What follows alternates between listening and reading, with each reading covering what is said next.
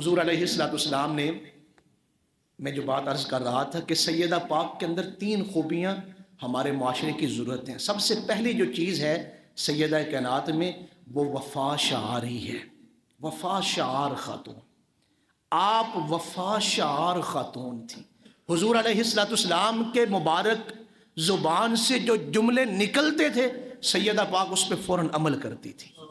یہ جو آج کل ہماری بیٹیاں جو ہے وہ والد کے سامنے طرح طرح کی ڈیمانڈز رکھتی ہیں، یا والد کے سامنے کئی بدقسمت ایسی بیٹیاں بھی ہیں جو بدتمیزی کرتی ہیں، یہ ان کے لیے سبق ہے۔ غلام فاطمہ نام رکھ لینا، نور فاطمہ نام رکھ لینا آسان ہے، سیدہ پاک کی سیرت پہ عمل کرنا یہ مشکل ہے۔ سیدہ کائنات نے حضور علیہ السلام سے اس قدر وفا کی ہے کہ جو جملے حضور کی زبان سے ادا ہوئے ہیں تو سیدہ پاک نے پھر آگے سے کوئی جو ہے وہ خواہش کا اظہار نہیں کیا، جو حضور نے فرما دیا ہے سیدہ پاک نے اس پہ عمل کر دیا۔ یہ وفا شعاری ہے۔ اور مولا کائنات حضرت مولا علی کرم اللہ وجہ کریم کی خدمت بھی اور ان کی فرما برداری اور ان کے ساتھ وفا شعاری میں سیدہ پاک نے کوئی کسر نہیں چھوڑی۔ میں مثال دے کے سمجھانا چاہتا ہوں، آپ آسانی سے سمجھ جائیں گے۔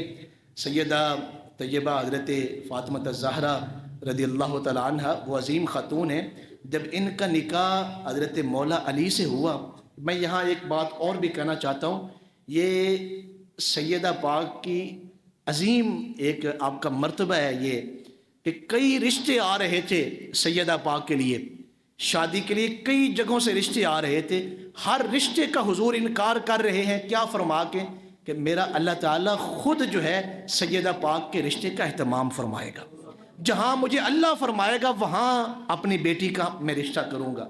تو مولا علی کے ساتھ رشتہ طے ہوا۔ جب رشتہ ان دونوں ہستیوں کا طے ہوا، اب دامن وقت میں گنجائش نہیں لیکن ضرورت ہے، میں ایک جملہ یہاں کہنا چاہتا ہوں، کفو کا خیال رکھا گیا۔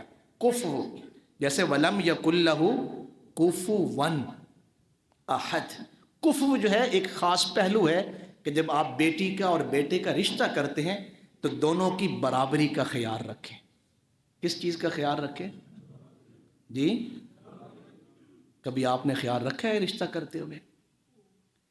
بیٹی جو ہے وہ ماشاءاللہ بہت زیادہ تہجد گزار ہے اور بیٹا 5 وقت کا نمازی نہیں، شادی کر دی ہے۔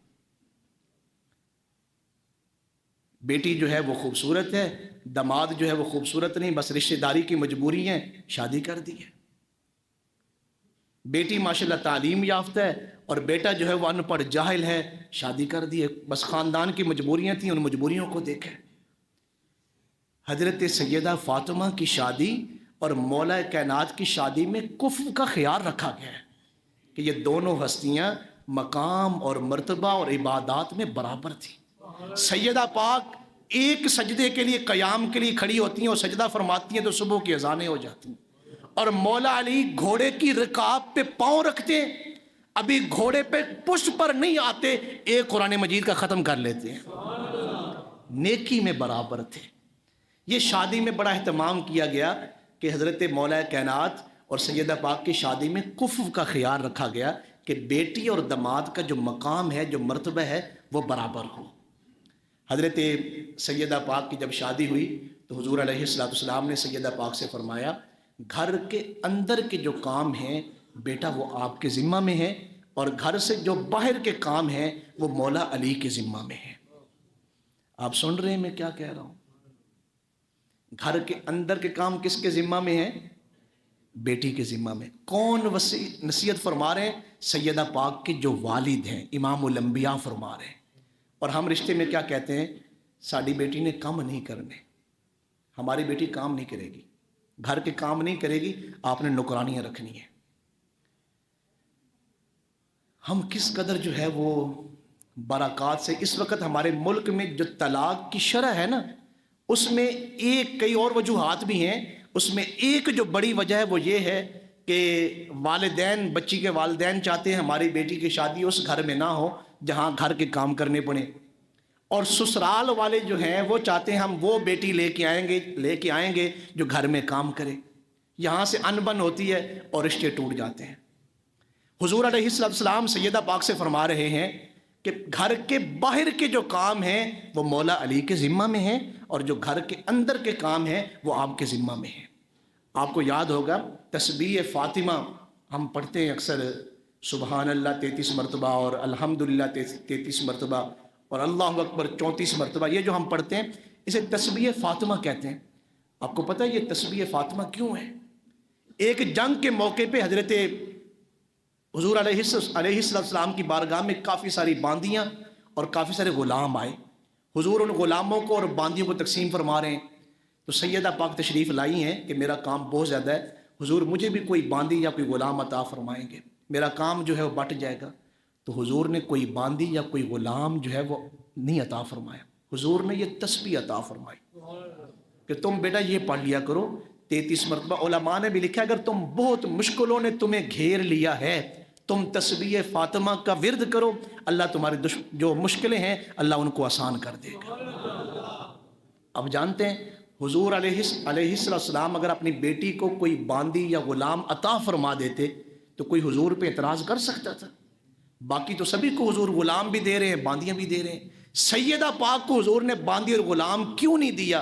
حضور چاہتے تھے، حضور کی منشا یہ تھی، حضور کی خواہش یہ تھی کہ مولا علی کی خدمت اور حسنین کریمین کی جو خدمت ہے وہ سیدہ پاک خود فرمائیں۔ خاوند کی خدمت کرنا اور اپنے بچوں کی خدمت کرنا یہ سیدہ پاک کی سنت بھی ہے اور حضور علیہ السلام کی خواہش بھی ہے۔ جس دن ہم دین کو سمجھ لیں گے نا تو پھر ہمیں پتہ چلے گا۔ پچھلے دنوں یورپ میں ایک مسلمان ڈاکٹر کا ایک اخبار میں کالم پڑھ رہا تھا۔ ایک مسلمان ڈاکٹر جب ڈیوٹی سے چھٹی ہوئی تو وہ سٹاف کی گاڑیاں لگی ہوتی ہیں تو اس نے گاڑی ایک سٹور کے سامنے رکوائی۔ ایک غیر مسلم خاتون ڈاکٹر بھی ان کی ساتھی تھیں، وہ بھی اس گاڑی میں سوار تھیں۔ یہ سٹور پہ گئے ہیں تو انہوں نے کافی راشن خریدا ہے، کھانے پینے کا سامان جو کچن کا سامان ہوتا ہے انہوں نے خریدا ہے۔ تو خرید کے جب گاڑی میں آئے ہیں تو اس غیر مسلم خاتون نے، ڈاکٹر خاتون نے پوچھا ہے اتنا زیادہ سامان آپ نے کچھ تقسیم کرنے کے لیے لیا ہے؟ فرمایا نہیں، میں نے اپنے گھر کے لیے لیا ہے۔ تو اس نے کہا تمہاری بیوی نہیں باہر آتی سودا سلف خریدنے کے لیے؟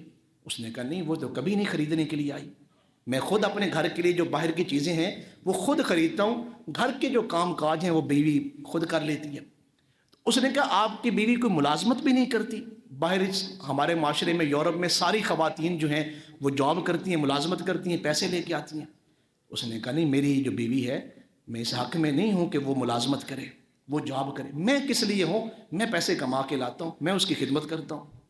تو اس غیر مسلم خاتون نے کہا یہ تمہیں کس نے تعلیم دی ہے؟ انہوں نے کہا یہ میرے مذہب نے مجھے تعلیم دی ہے کہ عورت کے ذمے گھر کے اندر کے کام ہیں اور مرد کے ذمے گھر کے باہر کے کام ہیں۔ عورت جو ہے وہ گھر کے اندر کے کام کرے، مرد باہر سے کما کے لائے اور گھر کا نظام چلائے۔ تو کہتے ہیں اس خاتون کی آنکھوں میں آنسو آ گئے، فرمایا تم مبارک۔ پھر اس نے پوچھا تم اپنی بیوی کے لیے یہ خدمت کہ باہر سے چیزیں لانا اور اس کی خدمت کے لیے جو ضرورتیں ہیں لے کے آنا کتنے سالوں سے کر رہے ہو؟ تو اس نے کہا جب سے شادی ہوئی ہے میری، اب میں بڑھاپے میں ہوں، میری بیوی بڑھاپے میں ہے، 40-42 سال کا عرصہ ہو رہا ہے۔ تو اس غیر مسلم ڈاکٹر خاتون کی آنکھوں میں آنسو آ گئے۔ اس نے کہا تمہارا مذہب کتنا بہترین مذہب ہے کہ اس نے عورت کو ملکہ بنا کے رکھا ہوا ہے، ہماری تہذیب نے عورت کو نوکرانی بنا کے رکھا ہوا ہے۔